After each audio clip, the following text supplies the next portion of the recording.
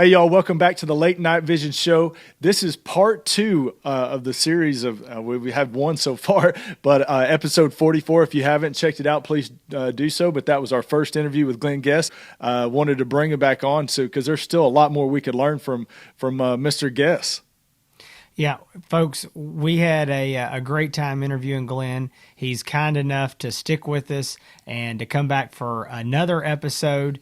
And this time we're going to dig down deep into the art of hog calling, and he's going to hopefully give us some tips and tricks for all of us rank amateurs on what we need to do. But I tell you what, let's go ahead and bring him in. Again, this is Glenn Guest. He's from the Hog Zombies. You can find that on YouTube or Facebook. Glenn is one of the premier. He's told me he didn't like to be called an expert, but I'm going to tell you, he is an expert in my book. But he is one of the premier hog callers in this country, calling in wild feral hogs and shooting them. And if you don't believe it can be done, just go to YouTube and look for Hog Zombies, and you will see a whole lot of videos of him and his wife doing it. So Glenn, welcome to the Late Night Vision Show again. Thank you. Well, I tell you what, we got it really in depth with Glenn on episode 44 of the show, where we talked about, his background and kind of how he got into this. So if you want to know all that, stop right here, pause, go back to episode 44 and listen to that. But we still want to give just a little bit of background. Glenn, tell everybody how long you've been doing this and how long you've been calling hogs and just a little bit of your background. Well, I've been predator hunting for about 36 or 7 years, and of course it fueled my fire to call the hogs, and I've been hog hunting for a little over 26 years and successfully calling them for about the last probably 15, 16 years, but intermittently before that, and until I figured out really what made them tick and what the different vocalizations meant and what vocalizations I needed to use to get hogs to come to me rather than me going to them. And really and truly, it's what's kind of ironic about the whole thing is the thing that led me to call hogs was my impatience. I don't like to sit and watch a deer feeder. I don't like to sit and watch a bait site. You'd think a man with 5 kids and 4 of them being girls, he would have a lot of patience, but I do not.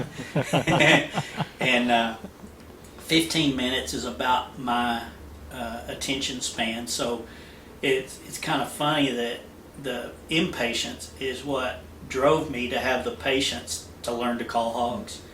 And so it's been a unique experience for sure.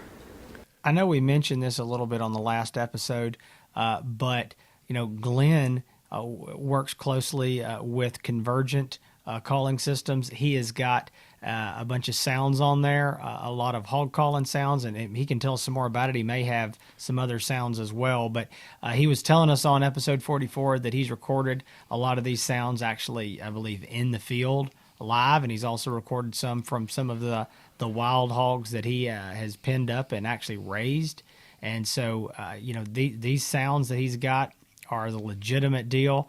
And he's going to spend some time on this episode and kind of help us figure out what we need to do. And so I just want to start and say this. So let's say that I know this is going to be the question because it's a question I would ask. Let's say that I've got a piece of property and it's been hunted hard. And maybe there's been guys that's run dogs on it. Maybe there's been guys using spotlights, thermal, whatever it is. And the hogs have responded to that pressure. Can I go out there and call them in, or am I just rookie dude and I got to find another spot to hunt? You can call them in. And matter of fact, you'll probably call in hogs that you wouldn't have seen otherwise. So it takes a dominant and aggressive hog to respond aggressively to a call. I mean, you'll call in young hogs too. I've called in 10 or 15 babies that couldn't have weighed any more than 10 or 15 pounds apiece. So I mean, hogs of all sizes, shapes, and sexes are going to respond. But in the areas that have been hit hard, what's generally left are your very dominant and aggressive hogs, and so they will call fairly easy, and it's just incredible to watch these big hogs respond. So let me ask you this, Glenn. We'll get into the calls and the process as far as what calls you like to use, but just getting set up. I've tried to do this. I've been with buddies that try to call hogs. What's your favorite setup? Do you like to set up the caller in an open field and try to draw hogs out of the woods, or do you like to actually set up in the woods and drag them to you in the brush? I mean, what's your favorite setup? Glenn, I want to interrupt real quick. Glenn, I want to say one thing too. So I know you do a lot of daytime hunting and you do a lot of nighttime hunting as well. And our listeners and viewers do both, but it is the late night vision show. So we're going to have a lot of guys that are doing this with night vision and thermal, I say the majority of the time. So try to give us your thoughts from nighttime setups, because I know you do it as well then. I'll cover both. It depends on whether or not I'm targeting hogs in general or if I'm targeting big boars.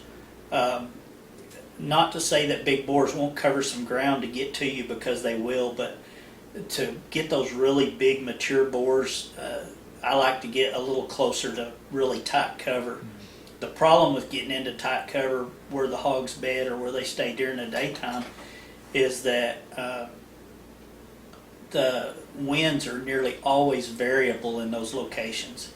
So you've got swirling wind and stuff like that, and you have to learn to deal with that. But I like to call mostly small openings, even large openings, next to a bedding area or a place of sanctuary where those hogs feel comfortable moving around during the daytime. We think of hogs as being nocturnal, but they're not nocturnal by nature. We've forced them to be that way. Either from people checking oil wells, farmers doing his daily routine, being hunted during the day over bait sites and deer feeders. And when I first started using thermal, which like we talked about in episode 44, thermal was not available to the public hardly at all. And I told my wife then, I said, if this ever becomes available to the average guy who's going to skip paying his electric bill to buy a thermal device, we're going to see a lot more daytime movement as nighttime hunting gets more popular, and they're getting a lot of pressure at night. And that is, in the last couple of years, I've seen that shift. I'm seeing hogs all hours of the day. But to go back to your question, I like to set up on big open areas, near bedding areas. Summertime calling is really good, because if there's water, you know where those hogs are going to be when it hits 95, 100 degrees. They're going to be near that water. And I like to, like a creek bed that has a little cover along it, I just start working my way into the wind and call within a couple hundred yards of those areas and try to pull those hogs out of that cool spot. And at night it's a little different because the hogs are already out in the open. And I don't do a lot of nighttime calling anymore. I did when I first started doing it. We did quite a bit. And I've actually watched hogs come from over a half a mile away to get to the call. Wow. There's one video on my YouTube channel, and I can't remember the name of it, where the fence line was a half mile from us, and the hogs just kept pouring under that fence row, and it took them a while to show up, so they traveled some ground before they got there. And when Michelle shot the first hog, there were still hogs coming under that fence, so there had to be in excess of 20, 30, 40 hogs. And probably she also killed a boar that we saw from the beginning, and at that time our thermal devices weren't as sophisticated as they are now, and we couldn't tell what it was. He wasn't moving, and he was big. We thought it was a cow bedded or something like that. And when those other hogs came past him, he came with them, and then we knew it was a hog, and she was able to get the lead sow and get that boar. And that boar is probably the biggest boar we've killed calling to date. And second biggest boar that she killed calling was last Sunday. Nice. So, Well, I tell you what. So this is helpful. I got another few questions here about this. So again, I'm learning like everybody else, probably that's listening to this show. So let's say that I go out and I want to call. How far out do I need to set my call? Do I need to set it, 100 yards out, 40 yards out? Where does that call need to be located, from where I'm at? regardless of whether I'm calling hogs or predators daytime or nighttime, I want that call within 30 yards of me. And I don't know why that range is such a selling point to call companies, or why guys worry so much about range. Because, I mean, personally, the whole purpose in calling is to get something that I can't find or can't get to come to me. And I want them close. I mean, Right. 90% of the animals that we shoot are under 100 yards. And it's not because we can't hit them at a greater distance. I've shot prairie dogs at 400 yards, so that's a pretty small target at a great distance. So our shooting skills are not a factor. But Right. 90% of the animals that we shoot are under 100 yards, and I would say 75% of those are under 50. And it makes better video and as well. And, people don't really want to see you shooting something that they can't even tell what it is on video. So, Yeah. Well, that's and no, that's definitely good to know, because that is a question that we get a lot, is how far out the caller is. So let me ask you this: what you got the caller set up? What calls do you hit them with? I mean, what do you start with? What do you finish with to get their interest, to get them to come in? it depends on whether I'm wanting to target hogs in general, or if I'm wanting to call in some big boars. And also, you guys stop and think that by the time my sounds are available to the public, I've already been using those sounds for a while, so I'm constantly testing new sounds. And depending on whether I've designed that sound to target boars or designed it to target just hogs in general, sows and young boars and piglets, whatever, it depends how I start. That dictates how I start the stand. But for the sounds that are available, and again, these sounds are available through Convergent Hunting Solutions as an app, and the app is the Wild Hog Pro, and there's an in-app purchase of Glenn Guest Series sounds, and those sounds are mine, and the whole thing's like $5.99, so it's not a big expense to jump out there and That's try. really cheap. Yeah. Yeah, Golly. so it's easily available to people. So anyway, with the sounds that are available, if I'm gonna say I want to target boars, I will start the stand with a sound called "Hey Baby," and it's a very low volume sound, and you wouldn't think that it carries very far.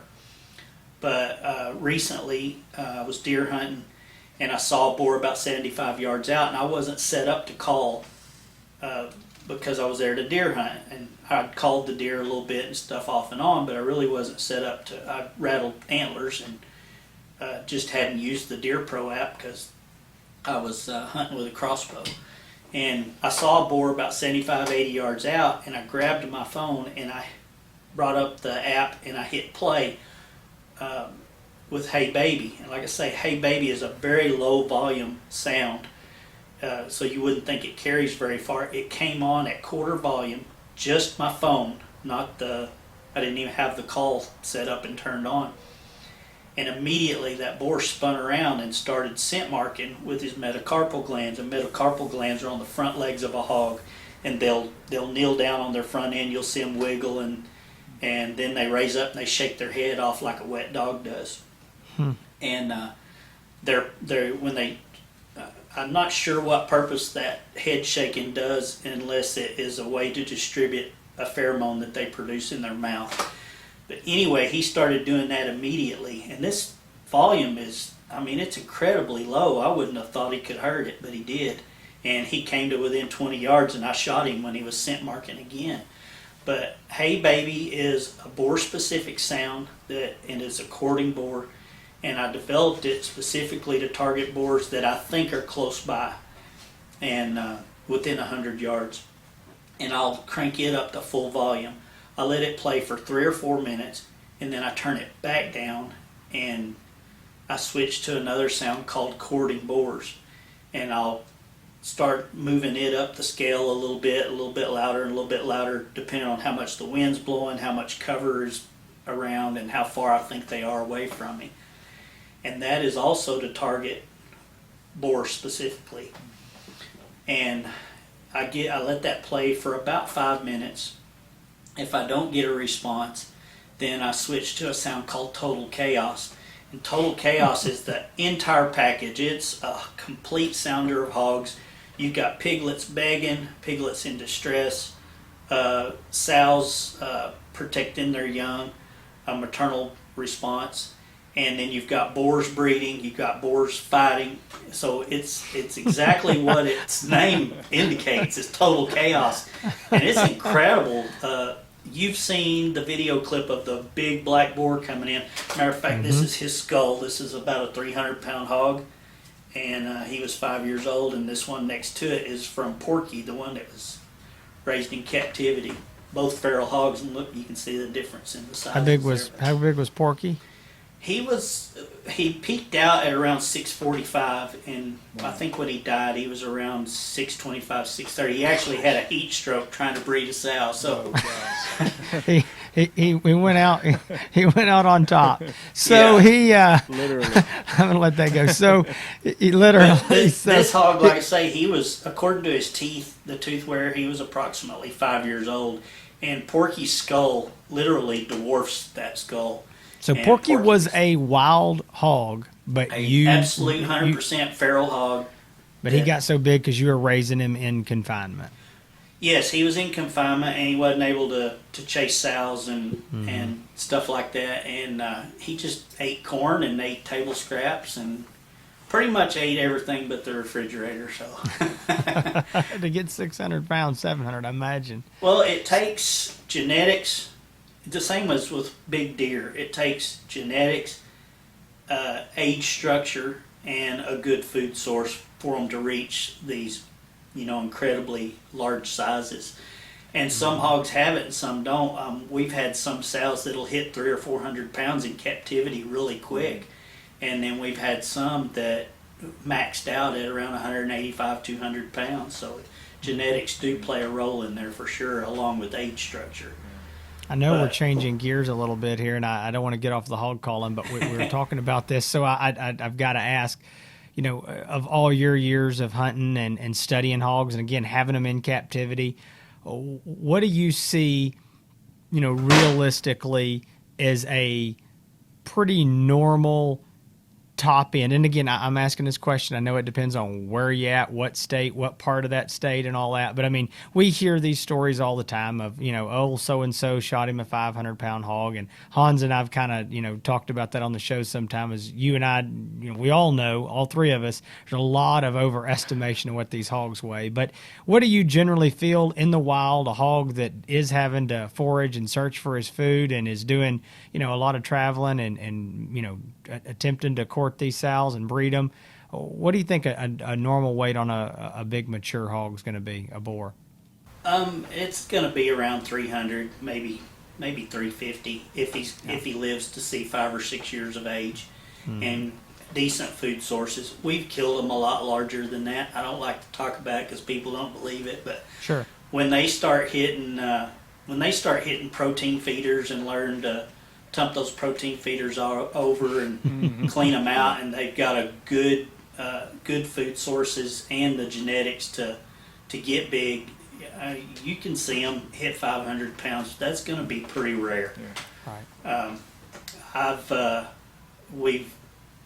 I've got one on my YouTube channel that was incredibly big hog, and the guys that had the deer lease were trying to keep their feeders going and stuff like that, and he had learned to turn over the protein feeders and clean them out, and nobody was seeing him, and I actually killed him in the daytime, and it was not at a time when people would generally be there.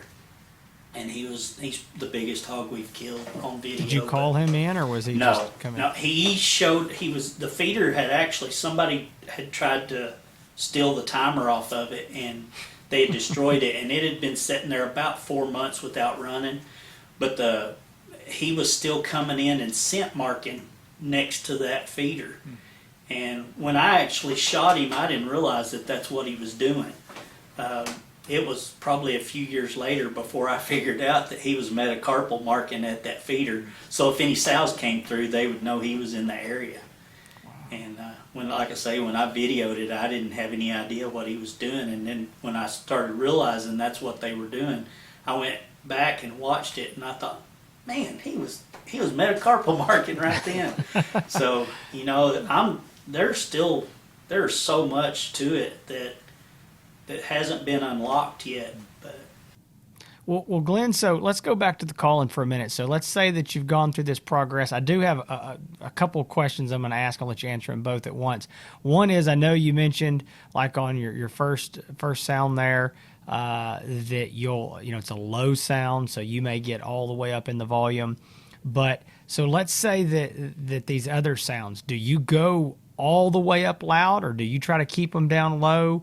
Is that something that you do? And then I guess the secondary question is, when do you stop and when do you say, I guess nothing's coming, I'm going to call it a night and go somewhere else? I stop at my attention span level, and that's about 15 minutes.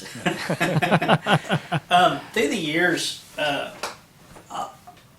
I'll answer that one first, I guess. Through the years, predator hunting and talking, I've been friends with some of the top predator hunters in the world, and the guys that win the contests and have the most success, and what my statistics reflected was 12 minutes is ideal time on a stand. Mm-hmm. And a lot of people say if you're going to target cats, you need to stay 30 minutes or longer. That is, from my opinion, that's absolute bunk. That cat is going to beat coyotes there a large number of times, but you're not going to know he's there unless you're scanning during the daytime with thermal device. Mm-hmm. So I think that's why people think it takes a cat so long to show up. We've actually had cats show up in the first 30 seconds of calling. Wow. And I've got one of them is on video. One of them was on TV several years ago. My son is 17, and he shot that bobcat on video when he was 7, and it was 32 seconds when that cat showed up. Gosh. So, wow. I think the cats are coming in, and you're just not seeing them. Right. But like I say, to answer your question, I very rarely set more than 15 minutes unless I just don't have time to move, or I know that there's hogs listening to me that are not responding. Mm-hmm. So that answers that question. Going back to the calling sequence, and I'd like to say something else here. I created those boar-specific sounds for European hunters. We've got a follower from Istanbul, Turkey, and he hunts in different parts of Europe and hunts the true European boars. And the European hogs breed once a year, like our whitetails, and they have a rut very similar to our whitetails.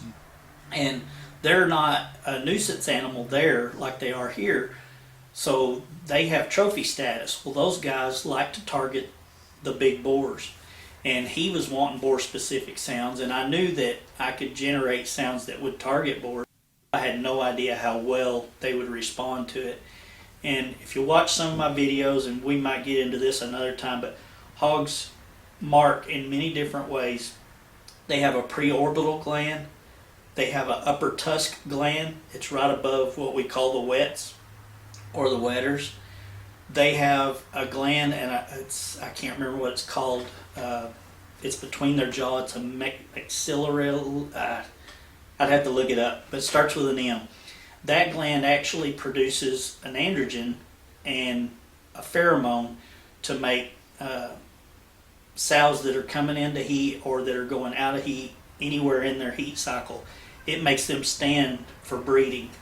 And what the smell that you smell on a boar that you mistake for urine is the majority of the time it's that pheromone, and it's produced in their saliva. That's why on our videos you'll see those boars coming in and it looks like they got rabies. Foam is just pouring out of their mouth and dripping on the ground, and it's a pheromone.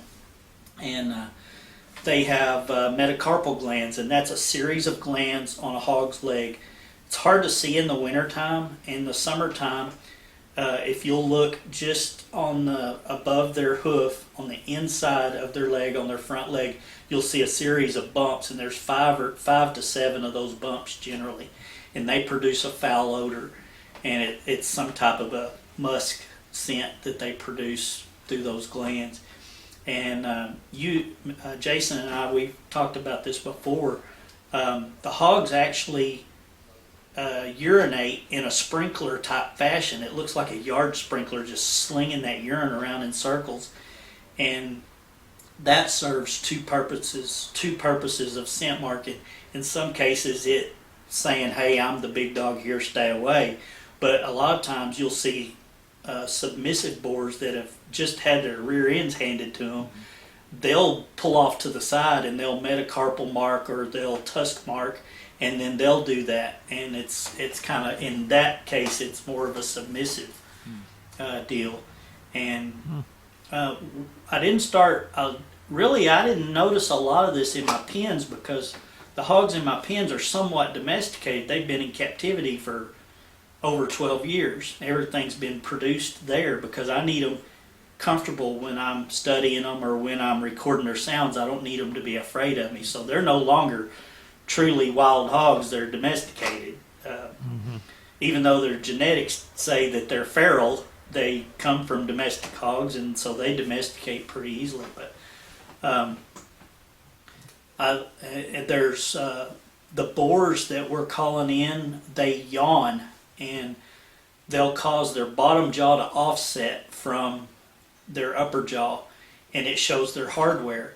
And that's an intimidation thing. Those hogs do that to, the best of my knowledge, to show those other hogs what kind of hardware they're fixing to get into. Wow. And it probably also aids in producing that pheromone coming from their jaw. I'm not a biologist or scientist, so that's speculation, but they come together. And if, like we filmed last Sunday, we filmed a big boar come in and he preorbital marked, he tusk gland marked, he metacarpal marked, and then he started yawning, and they generally don't yawn to the sound. And it was at that point I realized there was about a 200-pound boar behind him, and the other boar was bigger than that. So he yawned and immediately started a sideways gait. He bowed up kind of like a house cat will, and he started walking sideways in kind of a U-shape with his body.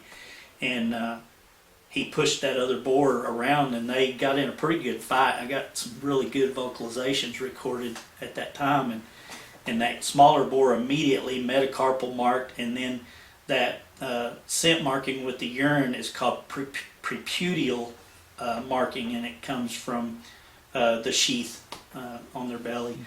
But back to the sequences on calling, like I say, I use hay when I'm targeting boars, hey baby for 3 to 4 minutes, and then courting boars or total chaos for 3 to 4 minutes, and then I'll use one of the others. I switch it 3 to 4 minutes to another sound.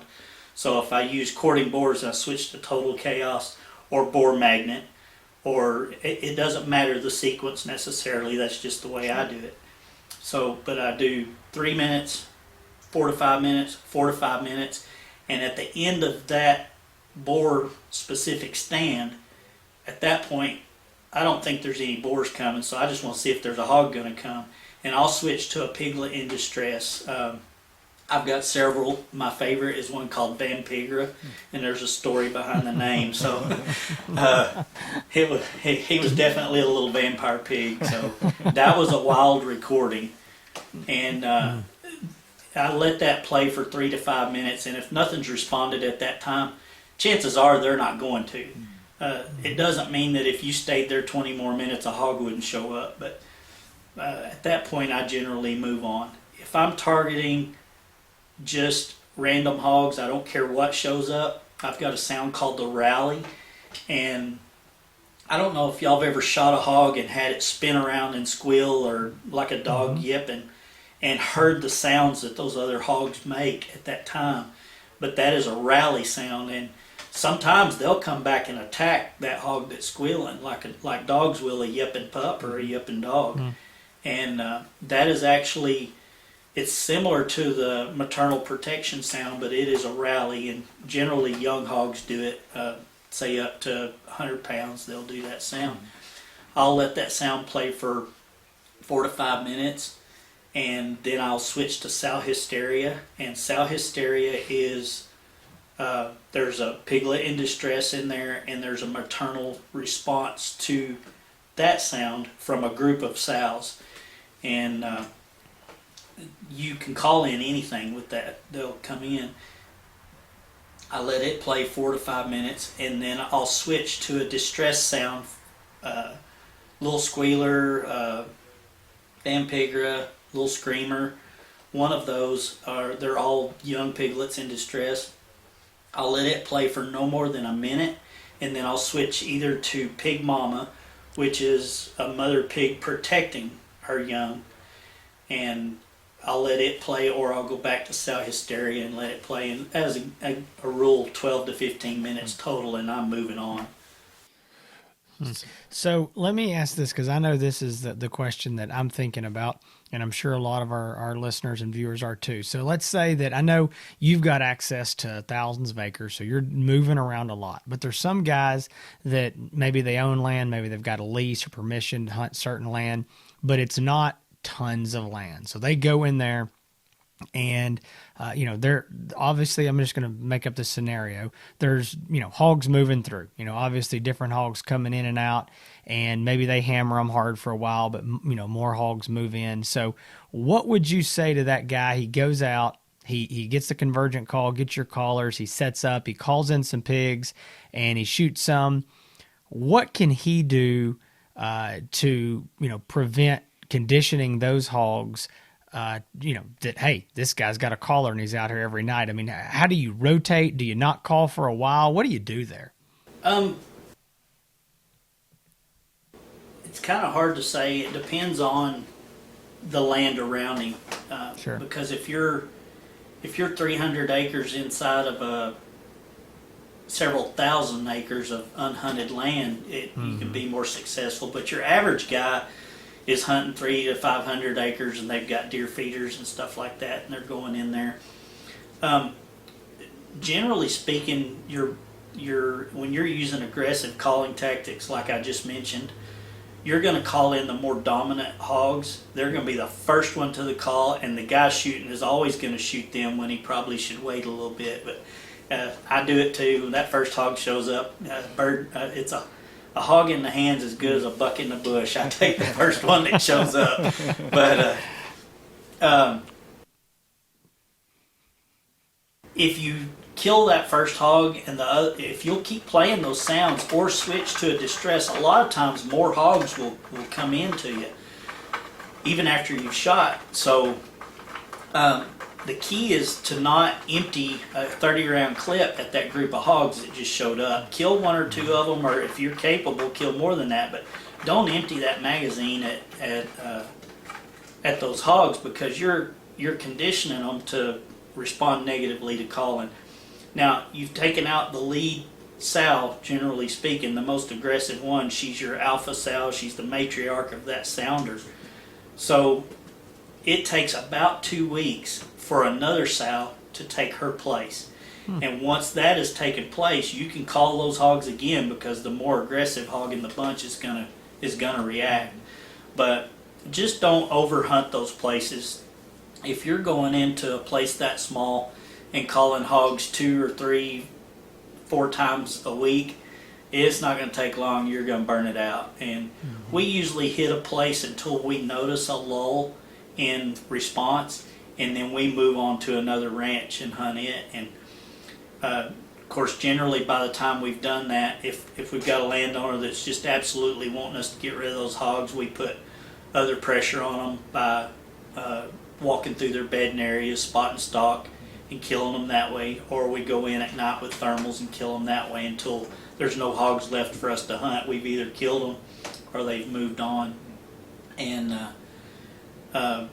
but we generally move on to another ranch, and we tell the landowner, hey, we've gotten rid of most of the hogs. As soon as you start seeing fresh sign or fresh seeing hogs, then let us know, and we'll come back and hunt some more. But we're able to move around from different ranches. I'm fairly well known in this area for predator and hog control, so what Glenn does is he pushes them off, and he drives out the front gate, drives a half a mile down, goes in, and hunts them again. Right, exactly. Well, yes, in some cases that's exactly what we do. Sure. We've got actually several different creek bottoms where we now have nearly every piece of property for 5 or 6 miles or further. One place we've got 15 miles of creek bottom. So when you do a good job for one landowner, next thing you know, he's telling his neighbors, and you start gaining access to those properties. And so when you push them off of one property, then you can follow them to the next and follow them to the next, and you either eliminate that group of hogs, or you push them to a piece of property you can't access. But where you create a void in ideal habitat, it's not going to take long for another hog to find that spot. And so then you get a whole new group of hogs in there. Well, so let me ask you this. I know, talking a little bit about the Convergent Bullet and the Caller, I know that you, with the app, you got your signature calls on there. What are the advantages of using that specific caller as opposed to somebody just trying to play it over a Bluetooth speaker? There's several advantages. One is distance. If you are one of these guys that think you need to set the call up a long ways from you, under good conditions, the Bluetooth compatibility with the Bullet HP which is the call that Convergent makes. You've got a lot greater distance that Bluetooth can communicate with that system versus a store-bought Bluetooth speaker. Right. The second thing is the quality of speaker that they're using, and it's phenomenal. I found a lot of glitches in my sounds that I didn't know were there when I first played them on that. And they've got a lithium-ion battery, and I can't remember right off the top of my head how many volts it is, but it is producing a tremendous amount of power that you're never going to get out of AA batteries. Right. Which is what most calling systems utilize, is the AA batteries. Mm-hmm. And it is not a PA type speaker like you see in the majority of other call brands, mm-hmm. but it's the speaker quality and the power to drive that speaker creates a tremendous range and frequency and tones that you're not going to see in other calls and other speaker systems. And that's not to say that you won't call in hogs, because occasionally, even with a cheap Bluetooth system or expensive Bluetooth system, you're going to occasionally call in hogs. But for consistent success, you need those sounds to be as accurate as possible. And so far, Convergent system is the only one I've found that can produce it. And I've played with a lot of different systems through the years, so. Well, I'll say this, just using some of those cheap Bluetooth speakers, I know that we've got several we've used in the shop, and, the kids have used and stuff, and you can get one that has a certain tone to it. You pick up another one and play it, and it sounds totally different. I mean, there's a wide range, and it doesn't always have to do with the price, right, or the quality. It's just they sound very, very different. So I think it makes sense if that Bullet HP is made for your sounds, and your sounds are made for it, why it would work. My sounds are made for it now, basically. Yeah. Well, exactly. I keep tinkering with them until they sound the way I want them to sound and the way the hogs want them to sound on that system. Mm-hmm. And I couldn't achieve that quality of sound on other systems. Now, the closest thing and a unique thing to me is these kids that drive these big nice trucks with these big bad stereo systems in them are seeing hogs on the side of a farm market road or a county road or even the highway, and they're stopping, rolling their windows down and punching this app up on their car stereo system, and they're calling these dang hogs to the truck in broad daylight. And that's just, and so when I started hearing these kids talk about doing that, I thought, well, next time I see a group of hogs in the daytime that are comfortable, I'm going to try it. And so I literally stood within arm's reach of our truck and called in a sow and a group of shoats, and they came to within 6 yards of the call, and the call was about 15 yards from the back of my truck, and I've actually got it on video, but we didn't shoot at them or anything. I wanted to see how many times I could call them back when they spooked, and she actually came to the call and spooked and went away from it and turned around and came right back. So it was pretty neat to watch. And you know, our main objective is to kill hogs, but sometimes we have to bypass that desire to shoot them to learn from them, and it's pretty cool. Well, folks, I'm going to tell you something. If you've listened to this episode and episode 44, these interviews with Glenn, and you don't realize that this guy knows more about hogs than, I mean, he seriously, Hans and I talk to a lot of folks, and Glenn he knows more about these animals than anybody I talk to, and I enjoy being able to talk to somebody that has this wide range of experience. I mean, it's not just he's been hunting them as long as anybody. He's been using thermals as long or longer than anybody. He's raised domestic hogs. He's raised, wild feral hogs in pens. He's done all this stuff and done it studying them, not just going out and shooting them, but like he's talking about doing things to study them. So, Glenn, I just want to say thank you so much for taking the time out of your busy schedule to, be with us here on the Late Night Vision Show. You bet. And again, I don't want people to think that this is the only method I use to hunt. Sure. I'm not opposed to people using feeders or using bait. I personally don't like it because I'm not patient. But it's a valuable tool that allows you to access hogs that are otherwise inaccessible. Bedding areas that are so thick you can't get to them without them either smelling you, hearing you, or seeing you. Or say you've got a neighbor that's got 1,000 acres and they won't allow any hunting on their property, and you're on 300 acres next to them. That call allows you the ability to get those hogs from the wrong side of the fence to the right side of the fence. And that is, to me, is an incredible tool. Yeah, that's a good point. I hunt spot and stalk. I hunt with thermal. We push brush. If we have to, we'll hunt bait. We hunt crops, and we call. And they're just all tools to make us more successful. And I really like to eat pork. Well, I imagine there's plenty of that in your house. Folks, I tell you what, Glenn, why don't you do this? Why don't you tell all the listeners where they can find Hog Zombies and what they need to go check out? Hog Zombies on YouTube. Just go to YouTube, type in Hog Zombies or Calling Hogs, and I'll be the first one that shows up. Go to Facebook. It's Hog Zombies on Facebook. We're on Instagram. And my personal Facebook page is Glenn Boar Caller Guess. And I personally answer all the questions myself. If you've got legitimate questions, and I'll answer them to the best of my ability.